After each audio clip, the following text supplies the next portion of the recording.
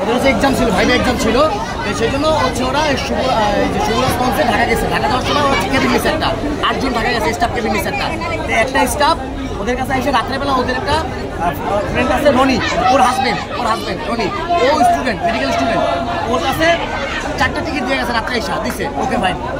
তখন ওরা যখন নাইমা যাবে সকালবেলা, তখন আরেকটা স্টাফ আইসা, ওদের আরেকটা ফ্রেন্ড আছে নাম সাজ্জাদ, ওর কাছে আবার 4টা টিকিট দিচ্ছে, কিন্তু আরেকটা স্টাফ দিয়ে গেছে। কিন্তু এই রনিও সাজ্জাদকে বলে না যে আমার কাছে টিকিট দিচ্ছে, সাজ্জাদ ও রনিরে বলে না যে আমার কাছে টিকিট দিচ্ছে, কিন্তু দুজনই জানে না যে টিকিট পাইছে ওরা। আচ্ছা, তাহলে ওরা 8টা থেকে শোকেরা বেড়ে গেছে, কিন্তু ওদের টিকিট পাবে কেবিনের বাবুতে 4টা টিকিট পাবে, আর 4টা টিকিটের টাকা ওরা পাবে। সেই টাকা পাওয়ার কারণে ওরা যখন এক্সামে ঢুকে তখন এডভান্স থেকে ফোন দেওয়া হয়েছে যে এরকম তো টাকা নিয়েছে, আপনার টাকা দিয়ে জানতে এই সেই রনির কাছে ফোন দিচ্ছে, রনির কাছে ফোন দেওয়ার পর রনি বলছে ভাই আমি তো টাকা নেই, আমি তো জানি আমি যে 4টা দিচ্ছি আমি 4টা দিয়ে হয়ে গেছি, ওর কাছে দিচ্ছেন, ওরা ফোন দেন, নাম্বারটা আবার ও দিচ্ছে। যদি ওর ভিতরে কোনো সমস্যা থাকতো তাহলে ও নাম্বারটা দিত না। ও নাম্বারটা দেওয়ার পরে সেই সাবজেক্টে আবার ফোন দিচ্ছে লঞ্চ কর্তৃপক্ষ, বলতেছে বলে এই টিকিট দেন, টাকা দেন, এই করেন সেই করেন নাই, অনেক কথা। তারপরে তখন তোমাদের দেখে নিবো, এই বলতো সেই কথা, লঞ্চ কর্তৃপক্ষ তোমাদের দেখে নেবো। তখন সাবজেক্ট পরীক্ষা হয়ে ঢুকতে পারবো, তখন সাবজেক্ট বলতো যে আচ্ছা ঠিক আছে আপনারা চা পালন করেন, এটা বলার পর ঠিক আছে দুদিনই ওরা 17 তারিখ আসছে, 17 তারিখ আবার লঞ্চে চলছে, মানাবি লঞ্চে চলছে। তখন এই শুভরাজ ওইখানে ছিল, এই শুভরাজ লঞ্চের লোকেরা, আমি অবশ্য মানাবি লঞ্চ থেকে ঢাকা আসতেছি, ওদেরকে দেখে আমি তো চিন্তা ভাবলি হয় ওরা আমার আইসটা হচ্ছে আমার বাসার পাশে, অলরেডি একজন অসুস্থ হয়ে গেছে অলরেডি। এখন আমার বাসার পাশে সব ছোটো ভাই তার সবাই আমার বলতেছে কি ভাইয়া আমার তো এই সমস্যা, এখন কী করবো, ও আমার ফোন দিয়ে বলছে এই কথাটা বলছে, আমি কী হয়েছে তো এরকম টিকিটের ঝামেলা নিয়ে আমার কেন আমার লঞ্চ ছাড়া ঠিক 5 মিনিট আগে কাহিনিটা করছে ঘোরাইছে। তারা লঞ্চের ভিতরে উঠা ওরা ওর ওয়াইফ, ওই যে রনি আর রনির ওয়াইফ দোতলায় যাইতেছে, রনির ওয়াইফের নাম কি পূজা, ওরা দোতলায় যাইতেছে। তখন ওইখান থেকে ওরা উঠা দেখা রনির ওইখান থেকে হিট করছে, ঘুষি মারছে চোখের উপরে, ঘুষি মেরে নিয়ে নিচে নামাইছে, নিচে নামায় কি করছে জানেন, নিচে নামাই সাথে সাথে মোবাইলটা নিছে, চাবিটা নিছে, নিয়ে নিচে করে একটা থাপড় দিছে, তারপরে পূজারে ধাক্কা মারছে, তারপর পূজারে এই বন্ধু থ্রেট দিছে যে এই সরকার তো করে বাইন্দে রাখবো তখন বাবা তো ছুটে হয়ে যাবে, একটা মেয়েরও ওই থ্রেট দেয়, ঠিক আছে। তারপর ওরা করছে কি জানেন, তারপর ওরা যখন লঞ্চের ভিতরে উঠে গেছে, পূজার রনি কেবিনের সামনে চলে গেছে, চাবি আটকে রাখছে, মোবাইলও নিয়ে গেছে। তখন ওরা আবার লঞ্চের উঠা চাবি দিছে, ওরা চাবি খুলে ভিতরে ঢুকছে, তখন ওরা ভিতরে ঢুকা, ওরা দুজনের একজন ভিতরে ঢুকছে, ওরা 8 জন ছিল, আর সবাই আশেপাশে ছিল, ওরা 8 জন ছিল। তারপর ওই দুজনের লঞ্চের কেবিনের ভিতরে ঢুকা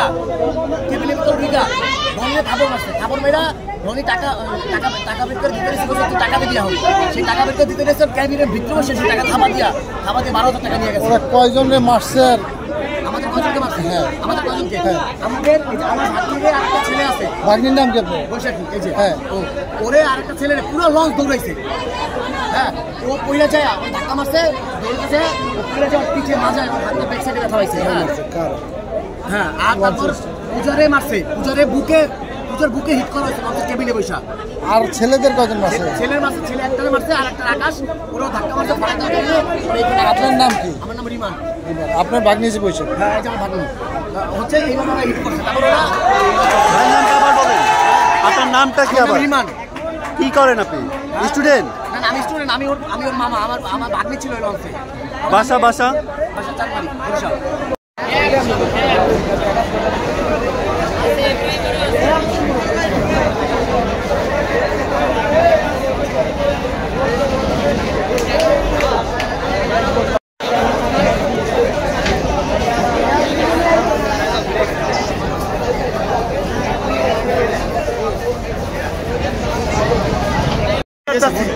আমরা এইখানে দাঁড়ানোর পর থেকে, আমরা সাধারণ শিক্ষার্থী এখানে একত্রিত হওয়ার পর থেকে ওরা লঞ্চ এখানে রেখে পালাই গেছে। যদি কোনো অন্যায় না থাকে তাহলে তার পালাইতো না। লঞ্চের শিক্ষার্থী ছিল 8 জন টোটাল। ওরা পরীক্ষা দেওয়ার জন্য ঢাকা গেছে, আসার সময় ওরা কেবিন নেছে, কেবিন নেওয়ার পরে ভাড়া নিয়ে একটা দ্বন্দ্ব হয়েছে। এখন ভাড়া নিয়ে দ্বন্দ্ব হইলে কি মেয়েদেরকে হাত দেওয়ার কোন রাইট আছে? কোন সংবিধানে আছে? বর্তমান সরকারের কোন সংবিধান আছে? এটাও ছিল না। অতএব আমরা এটা সুষ্ঠু একটা বিচার চাই। যেহেতু সুষ্ঠু বিচার চাইতে লঞ্চের মালিক সহ সবাই লঞ্চ থেকে পালাই গেছে, এখন এই লঞ্চের ড্রাইভার কে নিবে? লঞ্চের একটা ক্ষয়ক্ষতি তারা নিজেরা করে বলতে পারে যে আমরা এটা করছি। এখানে কিন্তু কেউ কোনো বস্তির ছেলেবেলে না, সবাই মেডিকেল সায়েন্সের স্টুডেন্ট, সবাই মাথায় বুদ্ধি জ্ঞান আছে, কেউ এই ধরনের কোনো কাজ করবে না। যদি হয় সেটা ওরা নিজেরা করছে। সবাই জানে, এখানে পুলিশ আসছে, তারা বলছে অফিসে যাই কথা বলতে, তারা কোনো অ্যাকশনে যাইতেছে। আমরা চাই একটা সুষ্ঠু সমাধান এইখানে।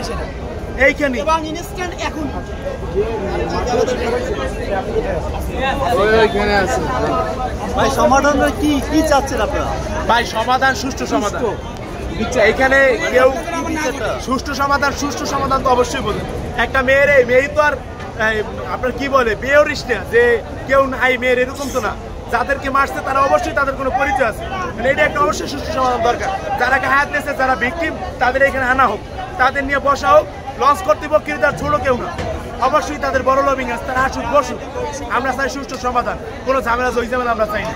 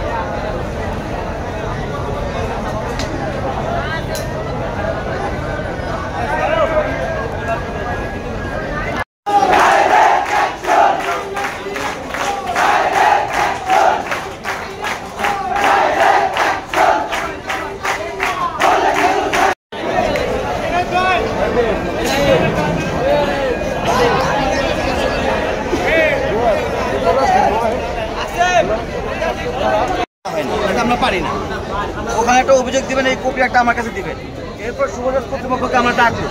তারা যদি আপনাদের কাছে ক্ষতিপূরণ বা আপনাদের আশ্বস্ত বিচার না হয়, দেন আপনার এই লং আবার আপনারা এটাকে পরেও পাবেন।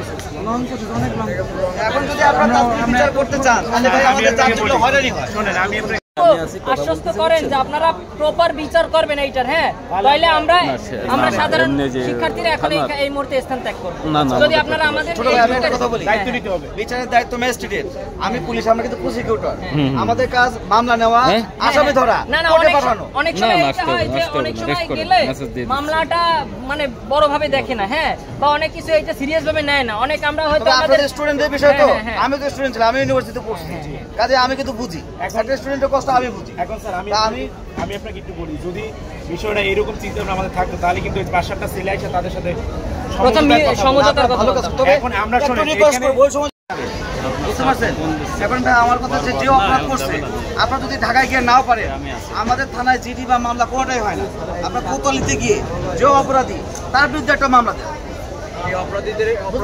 শনাক্ত করে দেবে লঞ্চ কর্তৃপক্ষ, কারণ তারা তাদের এখন ভাই এটা যদি আপনি আমাদের নাম ঠিকানা না দেন বা থানা অথবা থানা আছে, যদি একটু লিখিতভাবে তারা ওখানে অভিযোগ করতো, একটা মামলা হইতো, মামলা হলে যে অপরাধীর নাম, সে অপরাধী যদি আমরা বরিশাল হইতো, তাহলে আমার কাছে আবার কাগজ আসতো যে বরিশালের অপরাধীকে ধরে, আমি কিন্তু ধরতে পারতাম। এই যে আমরা মামলা দেওয়ার চেষ্টা করছি, বুঝছেন, কিন্তু এইটা হচ্ছে বলছে যে যখন সদরঘাটের কাহিনী তখন ঢাকায় যেয়ে এইটারই করার, কিন্তু হ্যাঁ ঢাকাতেই, কিন্তু আমরা তো বরিশালের স্টুডেন্ট, আমাদের পক্ষে তো আর ঢাকায় যে মামলা করা সম্ভব না। এটা ব্যাপার কি বলি ভাই, মনে করছে আমাদের একটা জুরিসডিকশন আছে, এটা জুরিসডিকশন, আমি এক থানার লোক আর থানায় গিয়ে কাজ করতে পারি, এখন আমাদের একটা নির্দিষ্ট এরিয়া আছে। এখন বিষয়টা একটু বলি, বিষয়টা হচ্ছে যেহেতু এইখান থেকে অবস্থা আমাদের স্টুডেন্টরা কিন্তু ওইখান থেকে আসে, মানে এই লঞ্চেই গেছে, যাওয়ার পরে ইন্টারনেট কাগজ জমা দিয়েছে, ওইখানে ভাইবা দিছে, তারপরে কাজ ছেড়ে ব্যাক করছে। এর মধ্যে তারা মানসিকভাবে বিভিন্ন টর্চার করছে ফোনের মাধ্যমে, মানে টিকিট ডাবল দিছে। আপনি যদি কেবিন নেন একটা, আপনি তো অবশ্যই যেহেতু এইখানে আছেন সব পরিস্থিতি বোঝেন, টিকিট নিয়ে তারপর কেবিন নেওয়ার পর তো আপনার টিকিট নেওয়ার প্রয়োজন নেই। কেবিনে তো অবশ্যই টিকিট থাকে, তারা এক্সট্রা 4টা টিকিট দিয়ে টাকা দাবি করছে। ভাবছে যে আসলে এরা ছোটোখাটো মানুষ, মানে মেডিকেল সায়েন্স লেভেলে কিন্তু ঠান্ডা প্রকৃতির হয়, তাদের মধ্যে উত্তেজনা একটু কম থাকে। তারপরে যখন ব্যাক করছে সেক্ষেত্রে আমাদের গন্তব্যস্থান তো পরিষ্কার, আর লঞ্চে ওরা গেছেও এইখান থেকে, তাহলে আমরা অবশ্যই এইখানে কথা বলবো আপনাদের সাথে। আমাদের তো এখন যদি আপনি বলেন তো গার্জিয়ান তো আমাদের বাসা থেকে আসবে, ক্রিমিনাল ওনার তো আমরা শনাক্ত করছি, ওনার বাসা এখানে আর ওই বাটিখানা ওরে সবাইছেন। আর বিষয়টা হচ্ছে এরকম যে ও যেহেতু এখানে গায়ে হাত তুলছে, তারপর আমাদের সিনিয়ররা আসছে এখানে, আমাদের ক্যাম্পাসে মেডিকেল ক্যাম্পাসে একটা রুলস থাকে অবশ্যই আপনারা জানবেন, তো সেই অনুযায়ী জুনিয়ররা কেউ আসে নাই, অল্প কয়েকজন সিনিয়র বাইরে আসছে, আসিয়া যে আসলে আমাদের এখানে যা হয়েছে এটা একটা সুস্থ সমাধান আমাদেরকে করে দেন। আচ্ছা, এখানে তারা করছে অনেকে এটা জানো, আমরা কথা পারতাম না, কথাই নেই।